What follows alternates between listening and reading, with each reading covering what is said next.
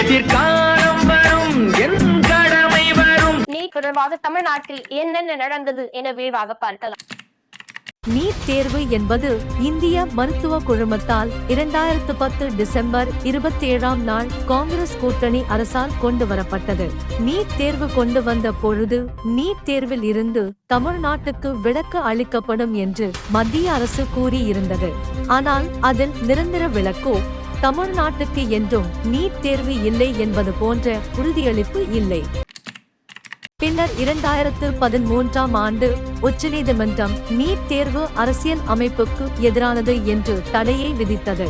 அதன் பின்னர் கொண்டு வந்த சில மாற்றங்களை ஏற்றுக்கொண்டு நீட் தேர்வுக்கு விதித்த தடையை நீக்கியது உச்சநீதிமன்றம். இதனால் நீட் தேர்வு 2016ஆம் ஆண்டு நாடு முழுவதும் அமலுக்கு வந்தது. ஆனால் தமிழ்நாட்டுக்கு நீட் தேர்வு தேவையில்லை என்பதில் மாநில அரசு உறுதியாக இருந்தது. அப்பொழுது முதலமைச்சராக இருந்த செல்வி ஜெயலலிதா அவர்கள் மத்திய அரசிற்கு தொடர்ந்து கொடுத்த அழுத்தத்தால் ஒரு ஆண்டு நீட் தேர்வில் இருந்து தமிழ்நாட்டுக்கு விலக்கு கொடுத்தது மத்திய அரசு. மருத்துவ பொது நுழைவுத் தேர்வு என்பது மாநில அரசின் சமூக பொருளாதார கொள்கையில் மாநில நிர்வாக உரிமையில் தலையிடுவதாகும் என்றும் அவர் கூறியிருக்கிறார். எனவே ஓராண்டுக்கு மட்டுமின்றி நிரந்தரமாக மருத்துவ பொது நுழைவுத் தேர்வில் இருந்து தமிழகத்திற்கு நிரந்தரமாக விலக்கு அளிக்க நடவடிக்கை எடுக்க வேண்டும் என்றும் முதலமைச்சர் கூறியுள்ளார். செல்வி ஜெயலலிதா அவர்கள் மறைவுக்கு பிறகு முதலமைச்சர் ஆகிய திரு எடப்பாடி பழனிசாமி அவர்களின் அரசு மத்திய அரசிடம் நீட் தேர்வுக்கு ஒரு ஆண்டு விலக்கு கேட்டு போராடியது. அப்பொழுது தமிழகம் வந்த மத்திய அமைச்சர் நீட் விலக்கு குறித்து நல்ல முடிவு எடுக்கப்படும் என்று கூறினார்.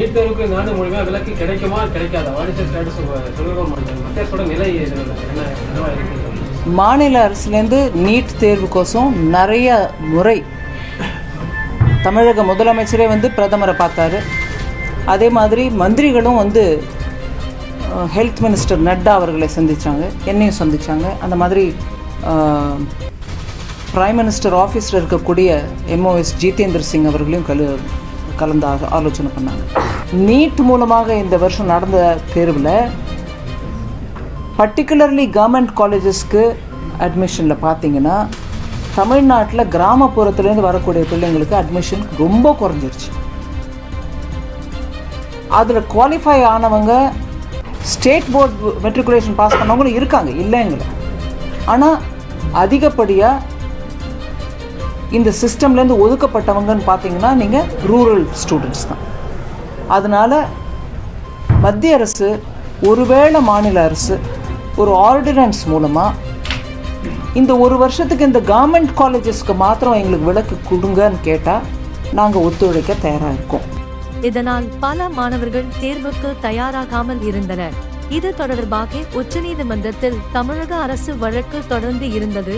பின்னர் 2017ஆம் ஆண்டு நீட் தேர்வுக்கு எதிராக நிலுவையில் இருந்த வழக்கை காங்கிரஸ் மூத்த தலைவர் சிதம்பரம் அவர்களின் மனைவி நளினி சிதம்பரம் அவர்கள் தமிழ்நாட்டு அரசுக்கு எதிராக வாதாடி தேர்வை தமிழ்நாட்டுக்குள் கொண்டு வந்து மாபெரும் துரோகத்தை தமிழ்நாட்டு மக்களுக்கு செய்தார். அதன் காணொளி. முதலில் நான் சிபிஎஸ்இ மாணவர்களுக்காக மட்டும் ஆஜராகவில்லை, நீட் தேர்வில் நல்ல மதிப்பெண் பெற்ற ஸ்டேட் போர்ட் ஸ்டூடெண்ட்ஸுக்காகவும் நான் இன்று வாதாடினேன். உச்சநீதிமன்றம் நல்ல தீர்ப்பு வழங்கியிருக்கிறது. தேவையே இல்லாமல் தமிழக மக்களை திசை திருப்பி இவ்வளவு நாள் தாமதித்து அவர்கள் மக்களை திசை திருப்பி இருந்தார்கள் தமிழக அரசு. இப்பொழுது அதற்கு ஒரு முற்றுப்புள்ளி வைத்தாகிவிட்டது. பின்னர் உச்சநீதிமன்ற தீர்ப்புக்கு பிறகு நீட் விலக்கு தொடர்பாக பின்வாங்கியது மத்திய அரசு. இருந்தாலும் தமிழ்நாடு அரசு நீட் விலக்கு மசோதாவை சட்டமன்றத்தில் ஏற்றி அதை குடியரசுத் தலைவர் வரை அனுப்பியது. பின்னர் 2 ஆண்டுகள் கழித்து அதை நிராகரித்ததாக மத்திய அரசு கூறியது. தமிழ்நாட்டில் நீட் திணிக்கப்பட்டதால் ஏமாற்றம் அடைந்த சில மாணவர்கள் தற்கொலைக்கு முயன்றனர். இதனால் மாநிலத்தில் அசாதாரண சூழ்நிலை ஏற்பட்டு இருந்தது. இதில் பல எதிர்க்கட்சிகள் மாணவர்கள் நலனில் அரசுடன் துணை நிற்காமல் அரசியல் செய்தனர்.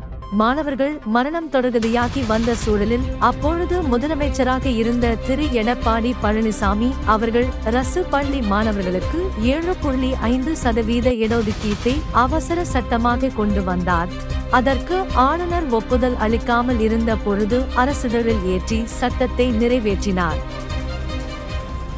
மருத்துவ படிப்பில் அரசு பள்ளி மாணவர்களுக்கு 7.5% உள்ஒதுக்கீடு வழங்க ஏதுவாக தமிழக அரசானது அரசாணை வெளியிட்டிருக்கிறது. தமிழக சட்டப்பேரவையில் நிறைவேற்றிய சட்ட மசோதாவுக்கு ஆளுநர் ஒப்புதல் தர மறுத்த நிலையில் அரசாணையானது வெளியிடப்பட்டிருக்கிறது.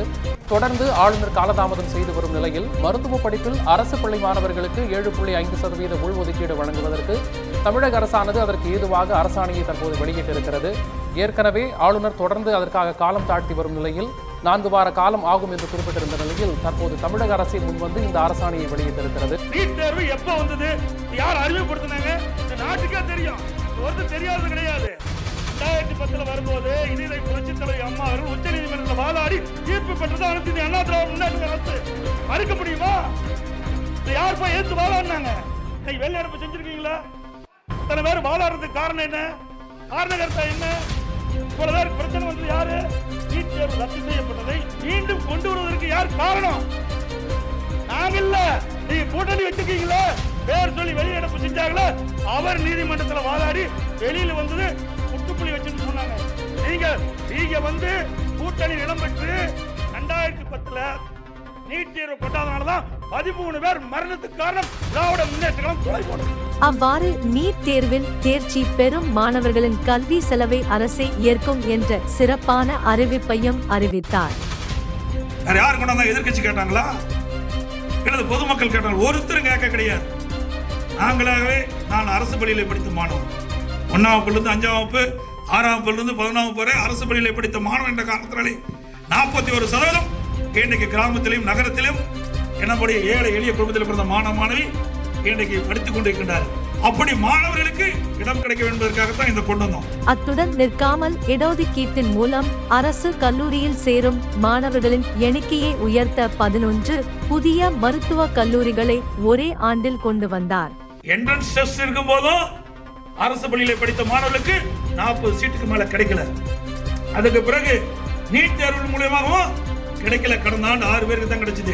இதையெல்லாம் ஆராய்ந்துதான் அரசாங்கம் இன்றைக்கு 41% அரசு பள்ளியில் படிக்கின்ற மாணவர்களுக்கு போதிய இடம் கிடைக்க என்பதற்காக ஒடுக்கப்பட்ட, நசுக்கப்பட்ட, தாழ்த்தப்பட்ட, ஏழை எளிய குடும்பத்த மாணவர்கள் அவர்களும் மருத்துவ கனவு நனவாக என்பதற்காக தான் இந்த உள் ஒதுக்கீடு கொண்டாந்து 313 சீட்டு கொடுத்துருக்கிறோம். அடுத்த ஆண்டு இன்னும் 1650 இடம் கூடுதலா இருக்கு. 11 மருத்துவமனை துவக்கிட்ட பொழுது கூடுதலாக 1650 இடங்கள் தோற்று வைக்கப்படும். அதுல கிட்டத்தட்ட ஒரு 120-130 சீட்டு வந்தா கிட்டத்தட்ட 440 இடங்கள் நம்முடைய மருத்துவ இடங்கள் புதிதாக நம்முடைய உள் ஒதுக்கீடு மூலமாக அரசு பள்ளியில் படிக்கும் மாணவர்களுக்கு எங்கு மாணவர்களின் நன்மதிப்பு அதிமுகவுக்கு சென்று விடுமோ என்று எண்ணி பல சித்து விளையாட்டுகளை கையாண்டு திமுக தாங்கள் ஆட்சிக்கு வந்தால் நீட் ரத்து சூட்சமம் எங்களுக்கு தெரியும் என்று எல்லாம் குருடா விட்டவர்கள் மத்தியில் சத்தம் இல்லாமல் சாதித்து காட்டியவர் என பாடியார். மீண்டும் நான் தெரிவிக்க விரும்புகிறேன், விரைவில் தமிழ்நாட்டில் திராவிட முன்னேற்ற கழகத்தினுடைய ஆட்சி உதயமான உடனே இந்த நீட் தேர்வை சட்டப்படி ரத்து செய்கிற முயற்சிகளை நாங்கள் முழுமையாக ஈடுபடுவோம் சொல்லிட்டார். திராவிட முன்னேற்ற கழகம் ஆட்சிக்கு வந்ததுன்னா கண்டிப்பா நீட் தேர்வு ரத்து செய்யப்படும். எங்களுக்கு தெரியும் எப்படி ரத்து பண்ணணும்னு, நம்ம தலைவருக்கு தெரியும். ஒரே ஒரு ரகசியம் தான், அந்த ரகசியத்தை நான் இப்ப சொல்லிடுறேன். கொஞ்சமாச்சு வெக்கம், மானம், சூடு, சொரணை, மாணவர்கள் மீது ஒரு நம்பிக்கை, மக்கள் நல்லா இருக்கும், தமிழக மக்களோட உரிமைகள் பறிபோக கூடாது அப்படின்னு நினைச்சா மட்டும்தான் போதும். இதில் 2020 முதல் 2021 வரை ஆம் ஆண்டில் 7.5% இடஒதுக்கீட்டில் இடம் பிடித்த மாணவர்களின் எண்ணிக்கை 435. முறையே 2021 முதல் 2022 வரை ஆம் ஆண்டில் இடம் பிடித்த மாணவர்களின் எண்ணிக்கை 555. முறையே 2022 முதல் 202 வரை ஆம் ஆண்டில் இடம் பிடித்த மாணவர்களின் எண்ணிக்கை 584. முறையே 2023 முதல் 2024 வரை ஆம் ஆண்டில் இடம் பிடித்த மாணவர்களின் எண்ணிக்கை 625. முறையே 2024 முதல் 2025 வரை ஆம் ஆண்டில் இடம் பிடித்த மாணவர்களின் எண்ணிக்கை 622. எத்தனை ஓநாய்கள் வந்தாலும் சிங்கம் ஓடுவதில்லை. சிங்கத்தின் ஒற்றை கர்ஜனை போதும். எதிர்த்து நிற்க ஆளில்லை. போலிகளை தோலுரித்து உண்மைகளை வெளிக்கொண்டு வருவதே என் லட்சியம், என் கடமை என்றும் தொடரும். ஒழிப்பேன் பொது நீதியிலே புது பாதையிலே வரும் நல்லோர் முகத்திலே விழிப்பேன், வரும் நல்லோர் முகத்திலே விழிப்பேன்.